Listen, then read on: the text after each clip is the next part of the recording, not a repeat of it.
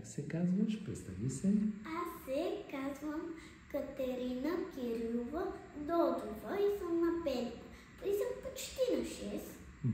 Родена съм на 20 юни, най-хубавия ден, защото е лятото. Коя зодия си? Ами, близнак. Браво. И имам опит. Имаш ли опит пред камера? Имам опит пред камера и обичам да играя модерен балет, защото там имам една учителка, която ми е любимата, но винаги тя е най-красивата от всички деца. Обичам модерните танци, обичам също и на самоспортни дейности. Там не е всъщност на ретощопката, просто може да скачаш първо на 2 крака, после на един, първо на един, 2 и 1. Дай сега да видя една голяма усмивка.